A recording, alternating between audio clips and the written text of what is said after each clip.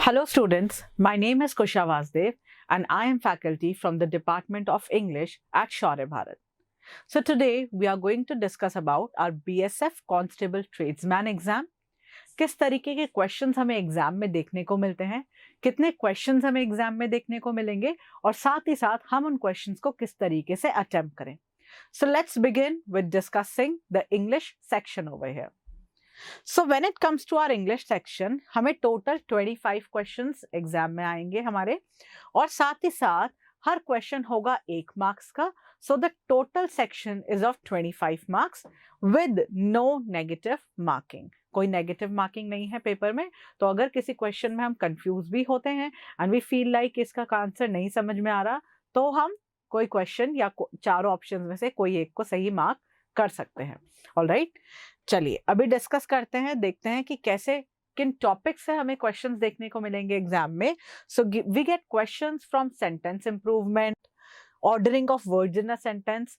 आपको एक सेंटेंस दिया जाएगा जिसको पार्ट्स में ब्रेक करा जाता है और साथ ही साथ उसे जंबल कर दिया जाएगा. फिर आपको उस सेंटेंस को सही सीक्वेंस में और सही मीनिंगफुल वे में आप उसे अरेंज करेंगे. राइट, इसी के साथ साथ आपको क्वेश्चंस देखने को मिल सकते हैं from ordering of sentence between the first and the last sentence. तो एक पैसेज है, उसका स्टार्टिंग पार्ट आपको दिया जाएगा एज फर्स्ट सेंटेंस और लास्ट एंडिंग पार्ट आपको दिया जाएगा एज द सिक्स्थ और द सेवेंथ सेंटेंस. और बीच के पार्ट को वापस सेंटेंसेस में ब्रेक करके और जंबल कर दिया जाएगा.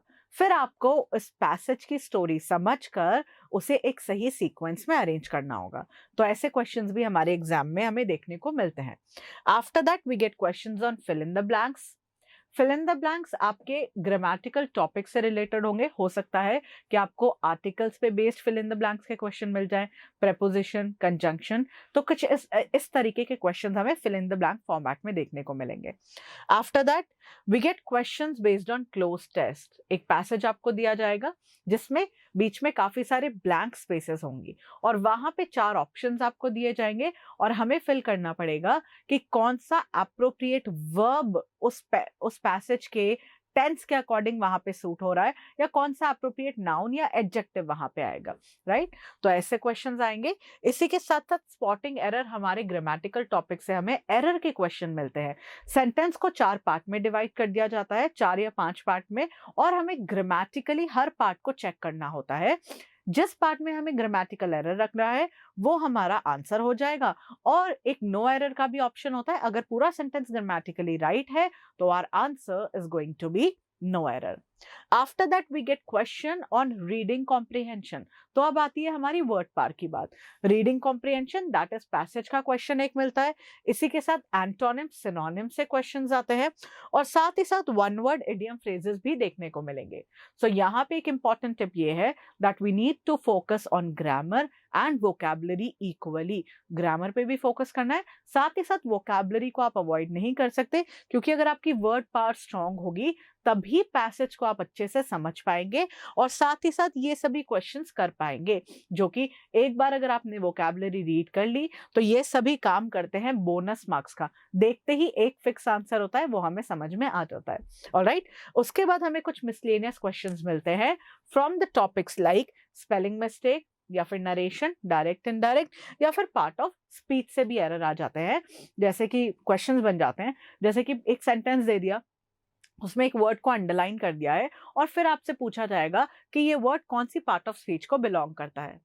तो चलिए कुछ क्वेश्चंस देख लेते हैं ताकि हमें थोड़ा आइडिया हो जाए कि कैसे क्वेश्चंस एग्जाम्स में आएंगे.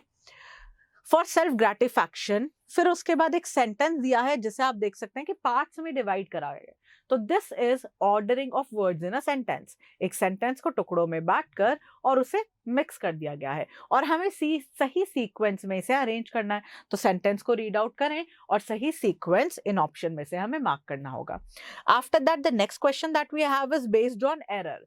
ग्रामेटिकल टॉपिक से क्वेश्चन आया हुआ है, एरर का क्वेश्चन है. हमें सारे पार्ट को ग्रामेटिकली चेक करना होगा और लग रहा है कि जिस पार्ट में एरर है उस पार्ट को हम सही आंसर मार्क करेंगे और अगर पूरा सेंटेंस ग्रामेटिकली सही है तो नो एरर हमारा सही आंसर हो जाएगा. After that we have questions, miscellaneous question आ सकते हैं फ्रॉम मिसस्पेल्ड वर्ड या करेक्ट स्पेलिंग फाइंड करने के लिए। तो ये 4 वर्ड्स हमें यहाँ पे दिए हुए हैं और हमें फाइंड करना पड़ेगा कि इनमें से कौन सा वर्ड या कौन से शब्द की स्पेलिंग सही है। After that, now we have a question on fill in the blank format. Fill in the blank format में भी आपको हमारे ग्रामेटिकल टॉपिक से क्वेश्चन देखने को मिलेंगे। जैसे ये वाला क्वेश्चन क्या है, Raman is guilty but his wife is. अब यहाँ पे कंजंक्शन बट का यूज करा गया है जो कि हम जानते हैं कॉन्ट्रास्ट दिखाता है। तो अगर रमन गिल्टी है, रमन गुनहगार है, राइट, तो उसकी वाइफ क्या होगी, उसने कोई अपराध नहीं करा होगा। तो ऑप्शंस में से देखिए, पनिश क्यों करा जाएगा, लेजी, कोई सेंस ही नहीं बनता, करेजियस मतलब ब्रेव, राइट, और साथ ही साथ इनोसेंट, इनोसेंट मतलब भोली भाली से जिसने कोई गलती नहीं करी है। तो यहाँ पे सही आंसर हमें दिख रहा है एक अपराधी और दूसरा पर्सन क्या हो सकता है, इनोसेंट ही होगा, बट से कंट्रास्ट होगा। तो यहाँ पे सही आंसर हमारा ऑप्शन नंबर सी हो जाएगा। और देखते हैं कैसे क्वेश्चंस हमें देखने को मिल सकते हैं। देखिए, एक सेंटेंस हमें यहाँ पे दिया हुआ है जिसमें मान लीजिए आपको कोई वर्ड अंडरलाइन करके दे दिया जाए, जैसे अलास अगर यहाँ पे अंडरलाइन है तो आपको बताना पड़ेगा ये जो अंडरलाइन वर्ड है ये कौन सी पार्ट ऑफ स्पीच को बिलोंग करता है। तो हम सभी जानते हैं सडन एक्सप्रेशन शो कर रहे हैं हम अलास से, ये बिलोंग करेगा इंटरजेक्शन को। तो ऐसे क्वेश्चन स्टूडेंट्स हमें एग्जाम में देखने को मिलते हैं। Now when it comes to your preparation, तो आप सभी रेगुलर बेसिस पे रीडिंग कॉम्प्रिहेंशन का हमें एक क्वेश्चन मिलता है एग्जाम में जो कि बहुत इजी क्वेश्चन होता है, उसमें कोई इतनी कॉम्प्लिकेशन नहीं होती, एक स्टोरी होती है जिस पे बेस्ड क्वेश्चंस हैं और आपको उनका आंसर करता है। Now if you want to solve it properly, तो आज से ही हमें एक रीडिंग हैबिट डेवलप करनी पड़ेगी। वोकैबुलरी वाला पोर्शन सॉल्व करने के लिए हमें रेगुलर बेसिस पे वर्ड्स पढ़ने पड़ेंगे और हमारे वो रेगुलर बेसिस पे जब हम वर्ड्स पढ़ेंगे वो हमें पैसेज की सही अंडरस्टैंडिंग में भी हेल्प करेंगे, क्योंकि शब्द समझ में आएंगे, सेंटेंसेस समझ में आएंगे, तभी हम पैसेज का मीनिंग कॉम्प्रिहेंड कर पाएंगे। सो रेगुलर बेसिस पे रीडिंग हैबिट डेवलप करें, डेली बेसिस पे वर्ड्स लर्न करने स्टार्ट करें, एंड जैसा कि कहा गया है practice makes a man perfect, तो अभी से ही आप सभी डेली बेसिस पर मॉडल पेपर की प्रैक्टिस भी करनी स्टार्ट कर दें। मुझे पता है आप सभी पूरी जी जान से, पूरी लगन के साथ अपनी पढ़ाई करते हैं, अपनी प्रैक्टिस करते हैं और शौर्य भारत की पूरी टीम आप सभी के साथ है आपकी उस मेहनत में और आपकी उस तैयारी में। अच्छे से तैयारी करें। Thank you so much.